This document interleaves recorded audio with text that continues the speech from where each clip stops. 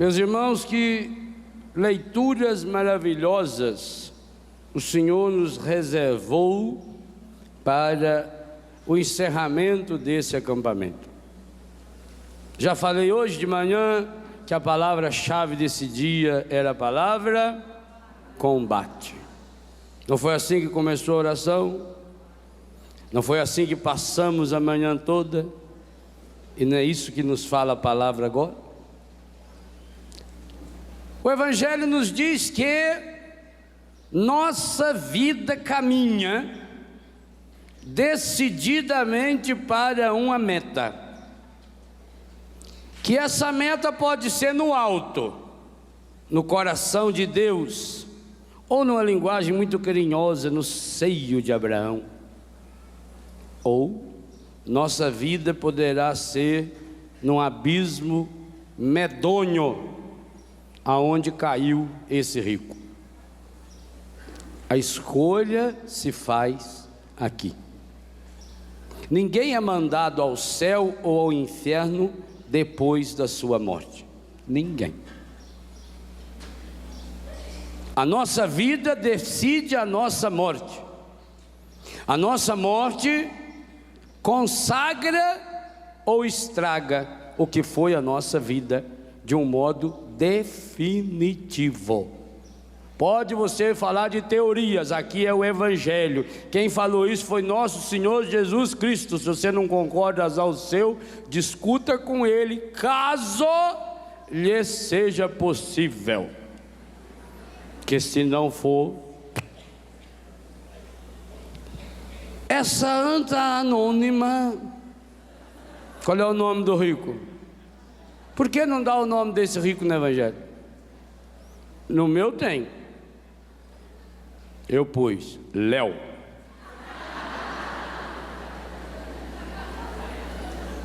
Tenha coragem de botar o seu nome e ler de novo o Evangelho para ver como é que ele fica bonito. Essa anta sou eu, é você. Nós passamos a vida inteira numa insensibilidade. Esse rico mostra o quanto ele não vale nada. Insensível. Vocês notaram que essa anta sabia inclusive o nome daquele pobre? Não sabia o nome dele? Sabia, ele falou para Abraão: pai Abraão. Inclusive sabia o nome de Abraão, sinal de que ele conhecia a palavra. Não era um ignorante, que ignorante é a pessoa mais que ignorante, é uma ignorância para dentro, é ignorância, é pior ainda, a pessoa voltada para si, é o problemocêntrico extremo. Esse homem conhecia, ele não era um ignorante, sabia o nome de Abraão, sabia o nome do pobre, ele não era insensível. E por que então que ele não procurou em vida viver aquilo que Abraão ensinou? E por que em vida ele não procurou dar um pouco de comida, migalhas, para aquele pobre? Aqui está mais um motivo pelo qual eu gosto tanto de cachorro. O único que prestava solidariedade a esse pobre era o cachorrinho, que ia lá lamber as feridas dele. Se um cachorro, um ser quase irracional, é capaz de manifestar carinho, piedade, sentimento, solidariedade, aliás, o cachorro nisso é mestre. Cachorro, quando chega conhecido, ele se alegra. Quando chega estranha, é o contrário de certas pessoas. Certas pessoas, diante dos estranhos, se alegram. Ai, tudo bem. Quando chega em casa, não é assim? É raça ruim, é um SDS ruim que só. Esse homem não era ignorante, não ignorava nem a Deus e não ignorava o Lázaro, sabia até o nome do Lázaro. Mas o Evangelho mostra duas coisas que está dentro de você e de mim, que levaram essa anta para o inferno. Primeira coisa, 2 vezes aparece na tradução o verbo mandar. Pai Abraão, manda o Lázaro passar o dedo na água e pôr na minha boca. Depois, pai Abraão, manda o Lázaro ir lá na terra para salvar os meus 5 irmãos. Porque o rico é uma besta, ele acha que só a família dele presta. E o pai Abraão olhou para ele e falou: como é que o senhor falou? Manda.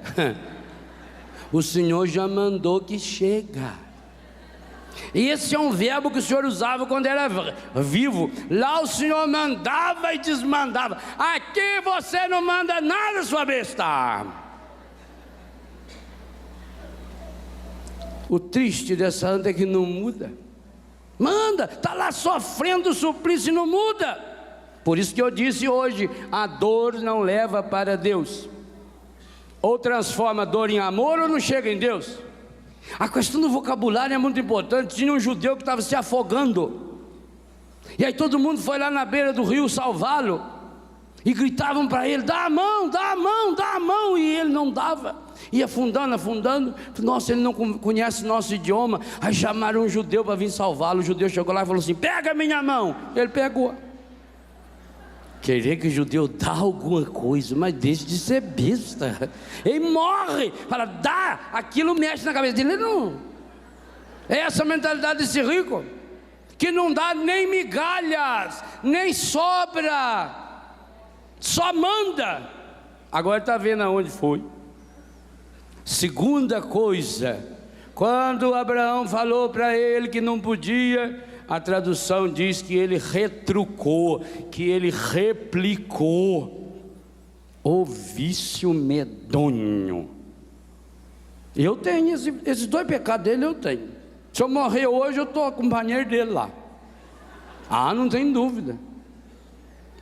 Esse espírito de retrucar que fica dentro da gente, que a gente cultiva, porque essa riqueza, essa autossuficiência. Eu não tenho humildade de ouvir o outro. E os irmãos dele estavam indo para o mesmo caminho. Abraão falou para ele: eles têm lá Moisés e os profetas, escutem, tem a palavra. A ignorância é o 8º sacramento. Por ignorância ninguém se perde. A Igreja Católica afirma isso, que um budista que viver coerentemente a sua fé budista vai para o céu, que um índio que viver coerentemente a sua falta de religião, ele vai para o céu. Mas que nós que conhecemos a palavra e vivemos de qualquer jeito, meu filho, nós vamos lá para baixo. É para descarga, é para aquele buraco. O rico está acostumado a replicar. Quantos de nós somos assim? Qualquer coisinha a gente já replica, já retruca. Não, mas não é assim. A gente está sempre se defendendo, exatamente como descreve Amós. Amós escreveu isso muito bem. Faz festa, como São Lucas diz, festa todo dia, só pensa em si, só quer comer, beber e fazer festa, e vai se tornando insensível para as dificuldades, os problemas dos outros.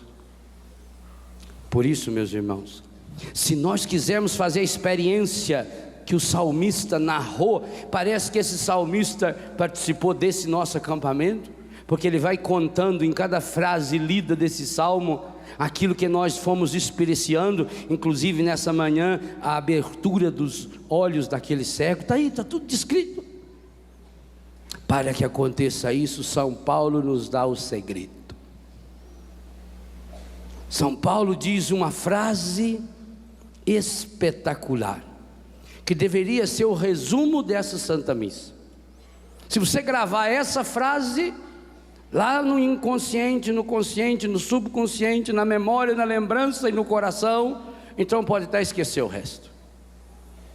Tu que és um homem de Deus, tu que és uma mulher de Deus, diz Paulo, combate o bom combate da fé. E Paulo não está falando de teoria.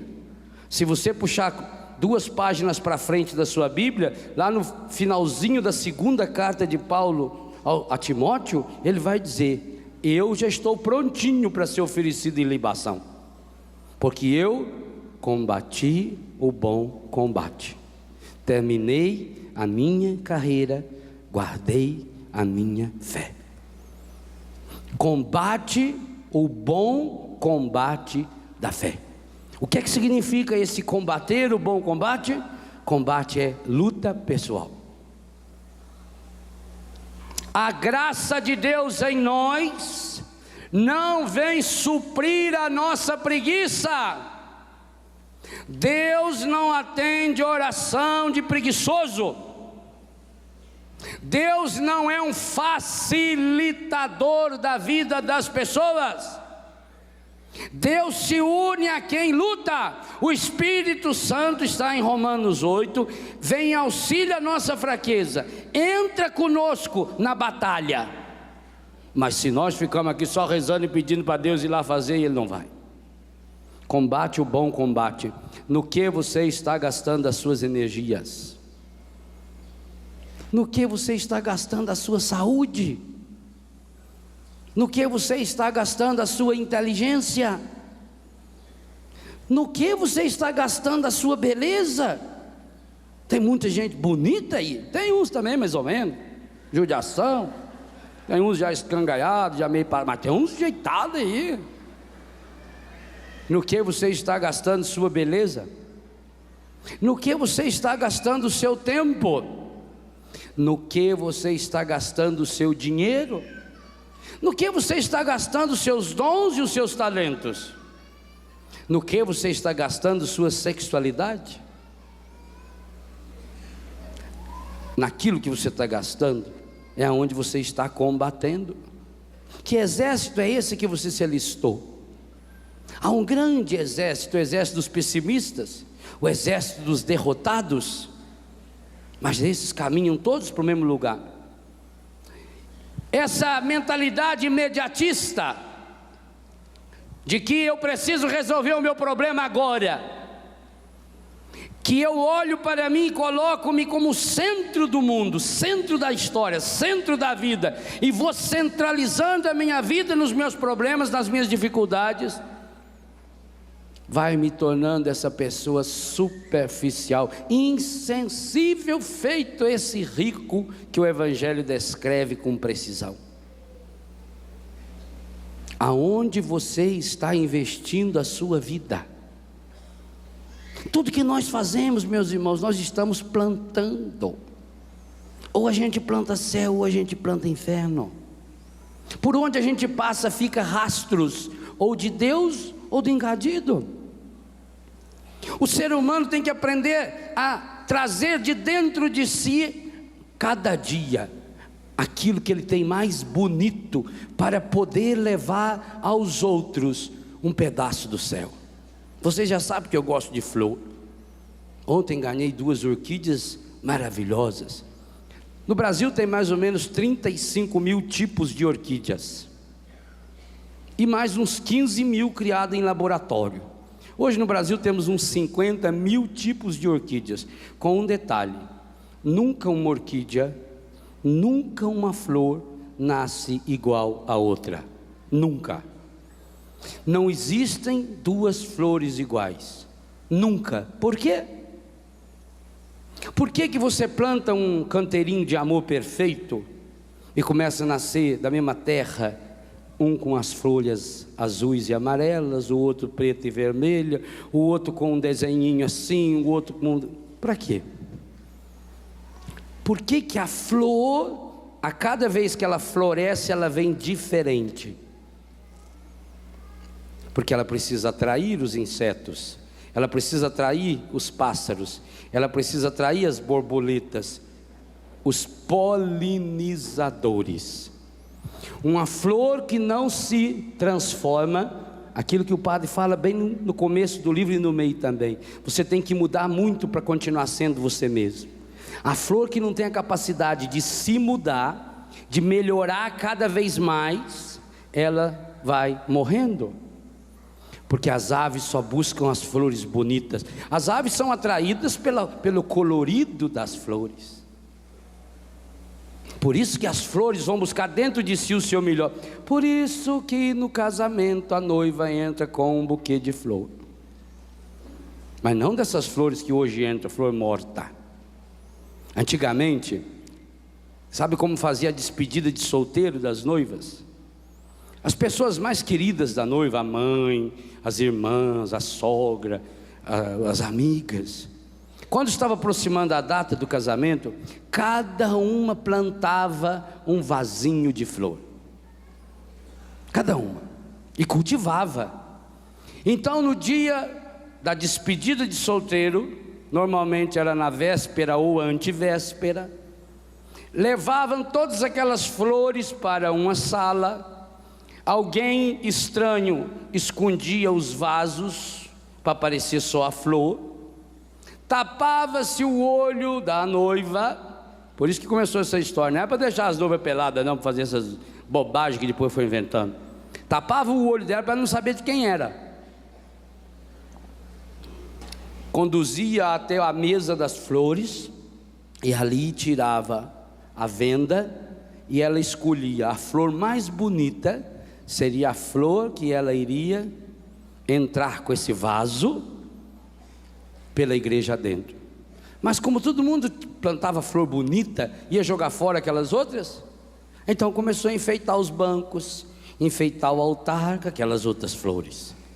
Para dizer isso, que amar é você cada dia buscar o seu melhor. Tem mulher aí que nem a aranha vai mais polinizá-la, porque ela está escangalhada. Tem que dar uma ajeitada. Aí, não é verdade? É. Tem marido aí, meu Deus do céu, nem passarinho vesgo. É capaz que você olhar, ver um passarinhão preto sobrevoando, não é polinizador, aquele é limpador das carniças da natureza, o urubu. Se você quer polinizar o mundo com Deus, você tem que cada dia buscar o seu melhor. Por isso que eu disse que eu pus meu nome no lugar desse rico que está no inferno. A gente vai se acomodando, a gente com muita facilidade eu vou mandando os outros dizer, faz isso, faz aquilo, faz, e eu? Aí eu vou me acomodando, e só retrucando, só rebatendo, só dando ordem. Eu tenho a solução. Esse fiado da mãe estava no inferno. Vocês notam que o Abraão começa a falar e para, que o Abraão fala para ele, filho, e engole. No mínimo Abraão ia falar, filho da mãe. E talvez até se estivesse meio nervoso ia especificar a mãe. Filho, reticência. Você aqui não manda mais nada não, rapaz. Sua situação aqui está dificílima. Muda enquanto é tempo. Pois até lá, esse desgramado queria resolver o problema dos outros mandando.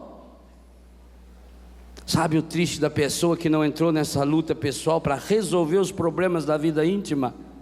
Ela não sabe pedir, ela só sabe mandar. Por isso ela não pede desculpa, nunca erra. Por isso não pede perdão. Por isso não pede por favor. Imagina, ela manda.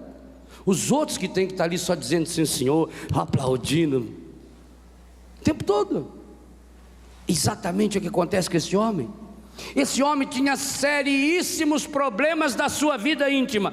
E segundo o Evangelho, e segundo Amós, o que esse homem fazia para tentar esconder os seus problemas diariamente? O que o Evangelho diz que ele fazia todo santo dia? Festa. Vivia no barulho, vivia na agitação. Amós diz que vivia inebriado, embriagado. O profeta Isaías no capítulo 5 vai dizer, ai daquele, começa igualzinho a Amós, ai, pena, infeliz, ou como diz o mineiro, um grau acima, desinfeliz. O mineiro quando fala com a pessoa é desinfeliz, é porque a pessoa está num grau terrível. Desinfeliz daquele que vai buscar sua alegria só na bebida. Oh meu irmão, minha irmã, com certeza aqui tem alguns, e em casa quantos outros. No Brasil tem 20 milhões de alcoólatras. Quantas pessoas sofrendo a codependência? Quantas das senhoras já choraram lágrimas sangrentas? Quantos de nós, eu também, não é só você não, eu também, porque não conseguia controlar. Eu ia ser alcoólatra, eu não conseguia controlar a bebida. Eu, quando eu sentava para beber cerveja, latinha, 18, 20, 25, 30. Graças a Deus eu parei a tempo, senão eu seria alcoólatra, igual meu irmão que morreu. 20 milhões. E o número de mulheres alcoólatras está aumentando muito. E pior, estatísticas recentes do Ministério, a maior parte, 84% dos alcoólatras começam a beber antes dos 14 anos de idade. 20% da população brasileira, 180 milhões de brasileiros, nós temos hoje aí 17,5, 18 milhões de alcoólatras. Olha, numa hora dessa, um sol quente, os botecos espalhados Brasil afora. Por quê? Porque não entrou em luta pessoal para resolver o problema da sua vida íntima. Por que bebe? Porque tem medo, porque é inseguro, é para ver se esconde os problemas, é para ver se esquece as mágoas. Eu bebo para afogar a mágoa sabe nadar. Não adianta beber para afogar. Não adianta. Vai bebendo aos pouquinhos, daqui a pouco está viciado. Beber não é pecado não, já falei isso em muitos lugares e vou continuar falando. Mesmo que tem gente que não gosta que eu falo, mas eu vou falar. Não é pecado beber. Se você não tem o vício, beba. Não é pecado você fazer uma festa não na sua casa, tomar cerveja, sair para comer com seus amigos. Não é pecado. Agora, se você é viciado, é pecado mortal. Inclusive uma coisa, se você é viciado, ou se tem alguém de sua família viciado, você favorecer a bebida para ele, você está em pecado também. Aí a mãe fica com dó, né? Eu lembro, mamãe ficava com dó também. Coitado, ele é tão bom. Por quê? Porque a pessoa faz uma ligação do vício com um problema moral. Nós não estamos falando de problema moral, não estamos falando se é ruim ou se é bom, nós estamos falando que tem problema pessoal e que precisa combater esse combate para valer. Não adianta, lá na frente o problema vai aparecer. É a mesma coisa com o cigarro. Eu não entendo uma pessoa que vem lá não sei de onde fazer um acampamento e não consegue ficar sem fumar aqui. Em Betânia, que é proibido fumar, todo mundo que vai fazer retiro lá sabe, é filtrado até não poder mais. Só temos 80 vagas por retiro, sempre tem um monte de gente na fila esperando. É avisado, todo retiro tem uns 3 ou 4 que fuma, escondido lá, o cheiro fica. Não sabe que essa pessoa pode estar levando alguém para o inferno, porque depois um filho nosso sente aquele cheiro de fumar, fica com vontade de fumar, não resiste, sai da comunidade, e aí para conseguir droga mata alguém. Culpa de quem? Daquele carismático que foi lá fazer retiro e fumou escondido, e não pensa nisso. Ô meu irmão, é fácil parar de fumar? Não, eu fumei muitos anos, mas é possível. Entra nessa batalha. Eu digo hoje a você, vamos entrar numa luta pessoal para resolver os problemas da vida íntima do fumante. Vamos lutar junto, vamos rezar, vamos apoiar. Se a pessoa cair, vamos ajudar a levantar. Vamos entrar nessa luta pessoal para resolver os problemas da vida íntima do alcoólatra. É muito fácil condenar uma pessoa, meter o dedo, meter a língua, porque a pessoa é homossexual ou é prostituta. Ninguém está nessa vida porque quer. Eu sei da luta desses meninos, dessas meninas. É muito fácil dizer para ele, não faz mais. Não, precisa que você ajude. Precisa que você entre nesse combate pessoal. Combati o bom combate, luta pessoal para resolver. Resolver significa ir às causas, descobrir o porquê. Muitas e muitas vezes, a única coisa que a pessoa precisa é de um abraço. Nelsinho Correia contou aqui, mais ou menos nesse lugar aqui, segundo o que eu pude ver pela televisão, domingo passado, mais ou menos uma hora dessa. Testemunho de um noviço que era pau d'água, que hoje está aí na Canção Nova. Testemunho de um amigo dele lá, que fedia, feito uma coisa medonha, que não queria nem chegar perto dele, e ele foi lá e chegou perto e conversou e abraçou. Precisa de ajuda. Não é fácil, eu sei que não é fácil. É duro, é duro. Quantas e quantas vezes que chega um filho da gente que recaiu, está fedendo, não é fácil você aguentar aquele fedor medonho, principalmente porque o tonto quer falar perto da gente, né? Chega abraço, né, eu ia falar, mas eu já quero abrir meu coração,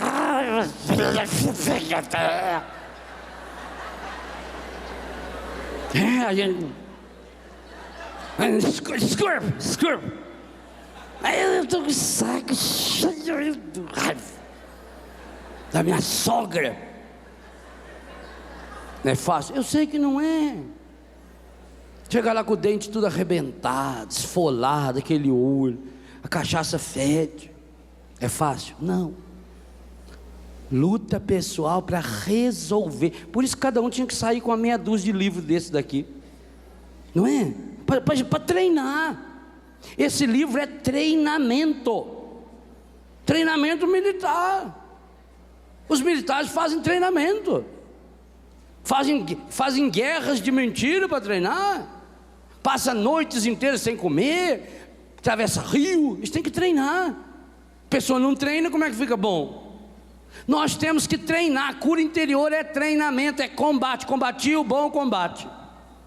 Você está disposta a entrar nessa luta? Deus está do seu lado. Você sabe disso já. E sabe que nessa luta não interessa nem os resultados. O mais importante não são os resultados. Muitos de nós já conseguimos vitórias lindas, outros de nós temos recaídas medonhas. O mais importante não é o resultado. O mais importante é não desanima, luta, não, começa de novo, não desiste, levanta, sacode poeira, dá a volta por cima e começa de novo, e vai de novo, e começa, e quando estiver fraco, corre, recorre. O padre Edmilson estava dizendo, cansado hoje, o tanto de gente que atendeu, recorre, vai no padre, recorre, vai num grupo de oração, vai numa pessoa que possa ajudar você. Recorra a alguém que você sabe. Aqui, gente, olha a importância da Canção Nova. Olha que obra maravilhosa. E por isso nós temos que nos unir. Todos nós temos que ser Canção Nova. E nessas horas eu falo isso com muita sinceridade de coração. Nessas horas nós temos que esquecer das nossas comunidades, das nossas casas, porque Deus vai dar um jeito. Sabe, porque mais importante do que atender 300 pessoas como a minha comunidade Betânia atende, é a gente chegar a 300 mil, a 3 milhões de pessoas. 3 milhões de pessoas é o mínimo que a gente chega no horário de transmissão. Sabe o que é? Pensa, a igreja da sua, aqui tem gente do Brasil inteiro, a catedral da sua cidade cabe quantas pessoas? A igreja matriz que você frequenta cabe em quantas pessoas? Se for enorme, muito grande, caberá 1000 pessoas sentadas. Para ser enorme, hein? Tem que ser muito grande para caber 1000 pessoas sentadas. 1000 pessoas sentadas, 2000 pessoas no máximo. Catedral do Rio de Janeiro, uma das maiores do Brasil, cabe 5000 pessoas. Muita gente, né? Vocês sabiam que só na internet, só no computador, por mês, 1.500.000 pessoas em 137 países do mundo acessam o portal Canção Nova? 1.500.000 pessoas. Quantas vezes maior que a sua igreja? Você está entendendo por que nós precisamos investir? Por que eu estou aqui e não falei e não falo da minha comunidade? Exatamente por isso. Os frutos eu vou receber lá. E falo isso para você, faça esse desafio. Só na internet, Você imagina na rádio? Hoje, a Rádio Canção Nova você escuta no Nordeste, no Norte, no Sul, no Sudeste e no Centro-Oeste. Está espalhada, graças a Deus. Hoje tem aí 15 rádios pelo menos transmitindo 24 horas. E você que tem antena parabólica, você pode ter a rádio na sua televisão. Eu tenho no meu quarto. Você sintoniza lá a TV, e mais para frente você sintoniza de novo em outro canal a TV, e aí manda o técnico sintonizar o áudio. Fica a imagem da TV e o áudio da rádio. Eu escuto a Rádio Canção Nova na minha televisão. Eu escuto a Rádio Canção Nova. Eu moro em Santa Catarina. Eu escuto a Rádio Canção Nova no meu computador, pela internet, ou na parabólica. Você imagina quantas milhares de pessoas estão sendo salvas? Vocês peguem um acampamento de jovens, um PHN. Olha o batalhão, o exército de jovens que estão entrando nesse combate. E por que estão entrando nesse combate? Porque acreditam no Padre Jonas. Porque acreditam naqueles que estão ao lado do Padre Jonas. E por isso precisamos rezar muito pelo Padre, para que ele não desistiu, graças a Deus. Padre Jonas, é porque ele é muito humilde, demais da conta. Mas Padre Jonas teve no mínimo uns 600 mil motivos para desistir. Graças a Deus, não desistiu. Obrigado, Padre, muito obrigado. O padre olha e vê uma barreira imensa na frente dele. Você imagina, hoje é dia 26, o mês 30.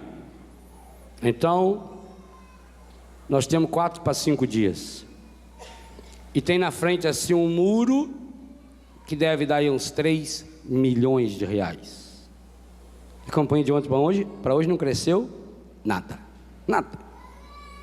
Na dica de nada. Tem um muro aqui, ó. Um muro com 29%. Isso dá quase 3 milhões de reais. O padre está enxergando o que está atrás desse muro. Ele não está olhando para esse muro. Ele não está olhando para essa greve. Ele está olhando naquelas pessoas que precisam ser evangelizadas, custe o que custar. E é por isso que eu estou com ele. Ele sabe que o motivo número 1 que eu estou com ele é ele mesmo. É porque eu acredito nele, na coerência dele, no testemunho dele, na vida dele. Já disse para ele muitas vezes: santidade não se improvisa. Ou você entra nessa luta pessoal, ou entra para combater esse combate, ou a hora que você descobriu, você está lá juntinho com esse Léo do Evangelho. Não tem outro jeito. Você tem que enxergar o que está além. O obstáculo está aqui. Vê o obstáculo, todo mundo vê. E alguns inclusive gostam de vê-lo com lentes de aumento. E gostam de comentar. Aproxime-se de quem está nesse combate com você. Esteja do lado dessa pessoa, e ela estará do seu lado na hora que você menos espera e na hora que você mais precisa. E eu inclusive testemunho isso do padre. Eu tenho estado muitas vezes ao lado do padre, mas nas horas que eu mais precisei de um pai, de um irmão, de um amigo, o ombro que eu tive primeiro com o sorriso foi o Padre Jonas. Aproxime-se dessas pessoas. Ora, se uma palavra dele é tão importante para mim, que já sou padre, que tenho tanta teoria na cabeça, você imagina então para esse coitado, para essa coitada que está lá do outro lado do Brasil ou do mundo, que está desesperado. Tem gente que fica na televisão zapeando no controle remoto, pedindo pelo amor de Deus para ouvir alguma coisa que preste. E hoje tem propaganda de tudo. Hoje você tem mulher pelada fazendo propaganda de pênis de borracha na televisão.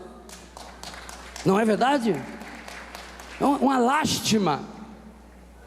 Eu vi uma entrevista de uma atriz de novela da Rede Globo, uma atriz famosa, dizendo que filho dela não assiste a novela que ela faz.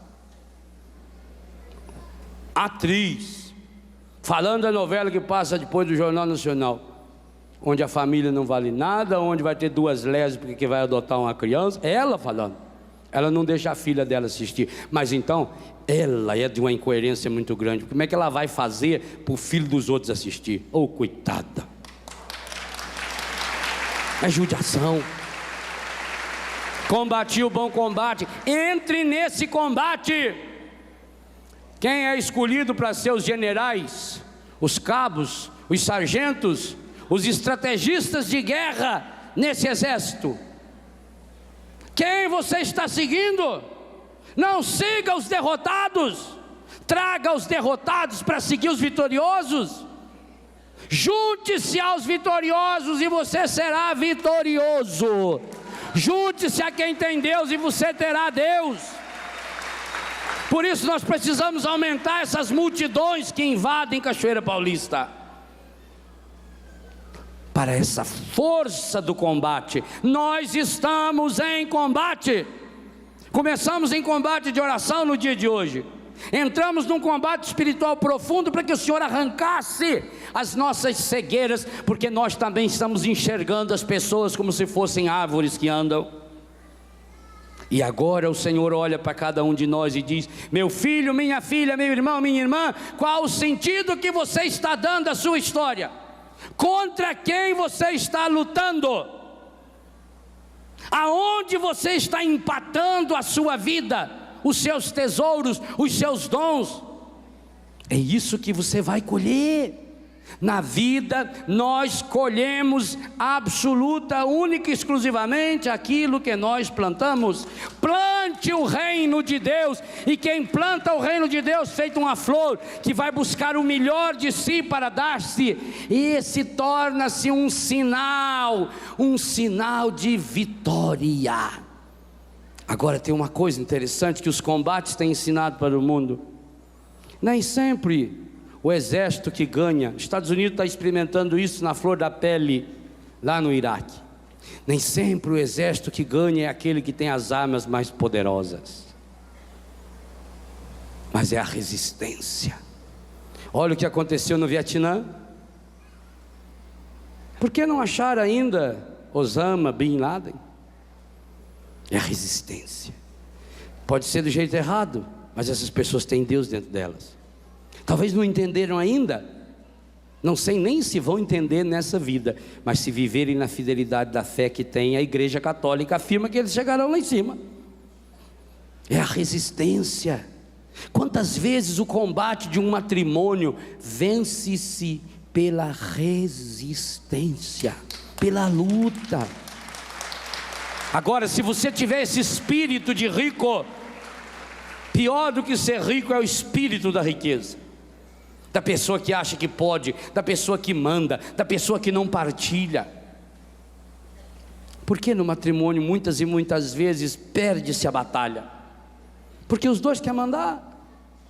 Quantas e quantas mulheres principalmente conseguiram levar um matrimônio a 46, como vimos ontem, 44, a 20, a 30, 50 anos, pela resistência, da humildade, de se humilhar, não diante de um homem, não diante de uma mulher, não diante de um filho, mas sob a poderosa mão de Deus, porque eu sei por que estou resistindo, eu sei por que estou lutando, eu sei por quem estou me sacrificando. Eu sou bobo? Ótimo, mas pelo menos eu sei que eu sou bobo de alguém que me ama, que morre por mim e que vai me levar lá na frente à vitória.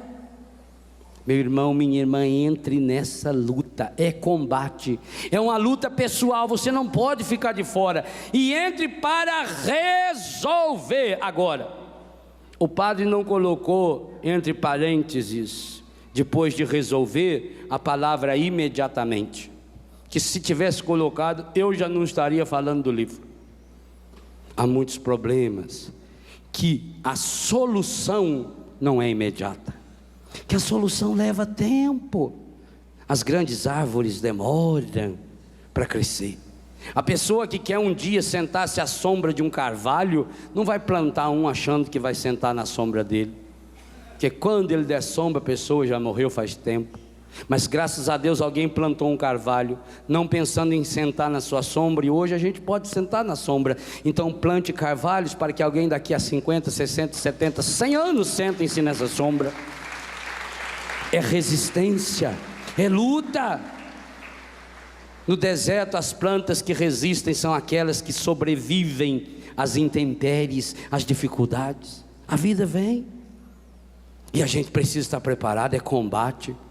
Nossos irmãos da Flórida, de vez em quando eles telefonam, a Beth, o Wagner, os amigos que participam conosco dos encontros lá nos Estados Unidos. Agora, em um mês, 4 furacões. Lá dentro dos Estados Unidos, 5, 6 dias sem água, sem luz. Perde tudo. É luta, é garra, é resistência. Por que eu gosto tanto do povo do Nordeste? Eu sou apaixonado. A pessoa falou que é nordestino, eu já gosto dela. Porque é um povo de luta, é um povo de garra. Eu cada vez que vou ao Nordeste, parece que eu estou encontrando papai, mamãe, meu avô, minha avó. Sabe, aquele povo que sofre, aquele povo que batalha, na esperança. O ano que vem chove. Se Deus quiser, o ano que vem chove. Vamos no Padre Cício. E faz aquele pau de arara, e dorme nas redes. E vamos no Padrinho Padre Cício. 1 milhão de pessoas se reúnem lá no Padrinho Padre Cício para rezar. E se no ano que vem não veio chuva, eles têm uma certeza: vão rezar de novo, que no ano que vem virá. Um dia virá. Não há bem que não passe, não há mal que você não ultrapasse. Chega uma hora que dá, é na luta. Mas nós somos muito imediatistas, nós somos rápidos, nós queremos as coisas automáticas, nós queremos as coisas fáceis. Fácil é ir para o inferno. Combate o bom combate. É isso que você precisa dizer para quem está do seu lado. É isso que você precisa dizer para a sua família: combate o bom combate. Entra na luta, agarre as mangas. Agora tenha coragem de dizer para alguns aí: você, para passar no teste, não está fácil. Eu me lembro de um colega meu, trabalhava na fábrica de armas em Itajubá. O sonho dele era servir o batalhão. Aí foi fazer lá os exames, ficava tudo pelado lá na frente do médico. O médico olhou para ele, tinha uns trem tortos lá na perna. O doutor falou: você pode sair. E ele, tadinho, ficou tão frustrado. Você vai ter que dizer isso para algumas pessoas aí: você está egoísta demais para entrar nesse exército. O que você precisa perder para entrar nesse exército? Duro, né? Mas vai ter que perder. É fácil perder? Muito bem, tente, hoje é dia 26, tente até o dia 26 de outubro perder 2 quilos. Tente. Aí você vai ver. Tente mudar os hábitos alimentares. E você vai ver que não é fácil. Sabe qual é o problema mais fácil que tem de você resolver? O problema da vida dos outros. Normalmente a pessoa tem uma grande resistência à dor dos outros. Não é assim? Sempre tem uma palavra, sempre tem uma resposta, igualzinho esse rico. Mas na hora que precisou ele mudar, você está treinando para ir para o céu ou para o inferno? Não responda. Pensa. Está treinando para quê? Pegue os valores do Evangelho.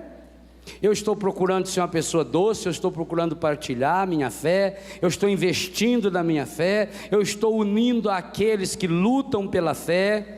Eu estou procurando matar em mim o procedimento carnal. Eu estou lutando contra o meu vício da bebida ou do cigarro, contra o meu vício de novela. Eu estou lutando contra a pornografia na minha casa. Eu estou lutando contra os meus olhos, porque meus olhos é impuro, eu não posso ver nada e ninguém que fico vendo impureza. Eu estou lutando com a minha boca. Já não estou falando mais, já não estou me irritando tanto, já não estou xingando tanto. Eu estou lutando. Ótimo. Não tem problema se você teve uma opção de recaída. Não tem problema mesmo. Não interessa quantas vezes você recaiu. Aliás, até é bom nem contar quantas vezes. Interessa que você está em pé agora. Se você está em pé agora, não caia. Por hoje, por agora. Mas Talvez você esteja, porque é muito mais fácil, treinando para ir para o inferno. E como é que se treina para ir para o inferno? Você tem aqui hoje um programa de vida para levar a pessoa para o inferno. Facílimo.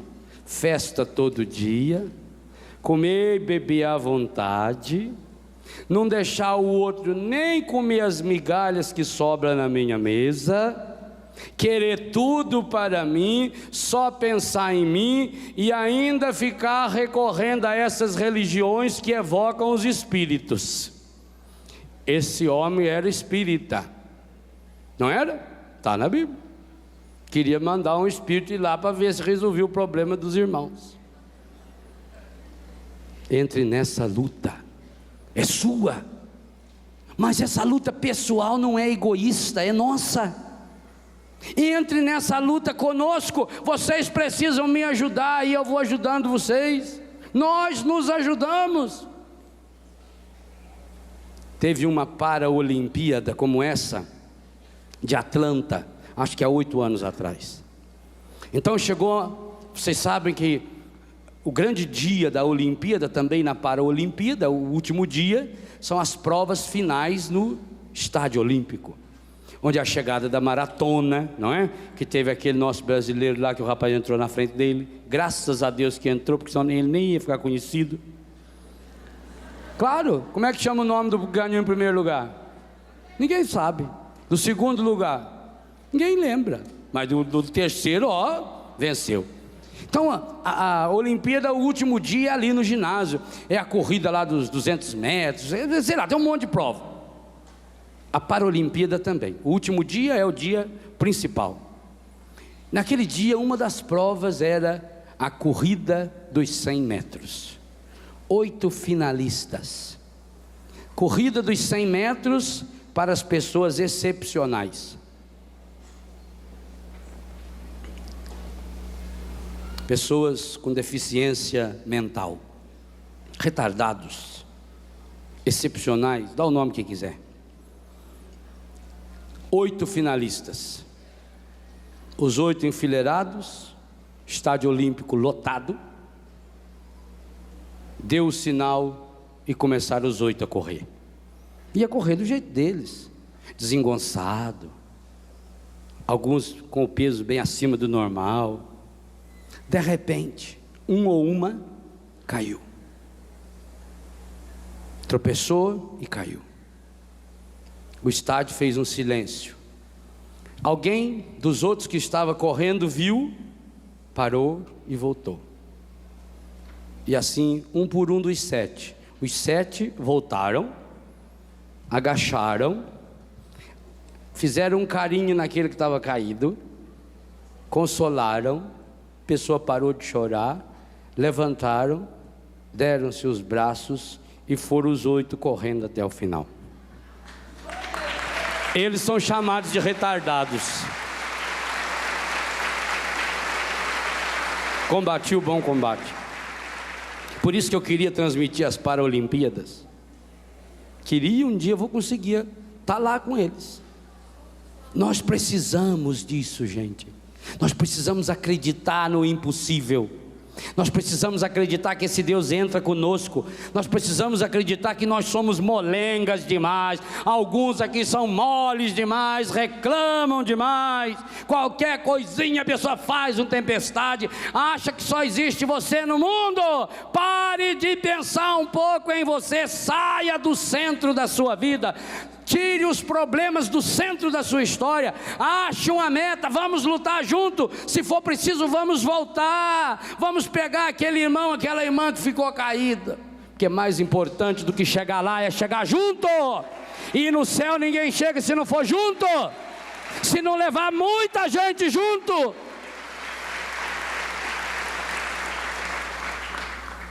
Meu irmão, minha irmã, tenha essa coragem. Entre nesse combate. Deus está do nosso lado.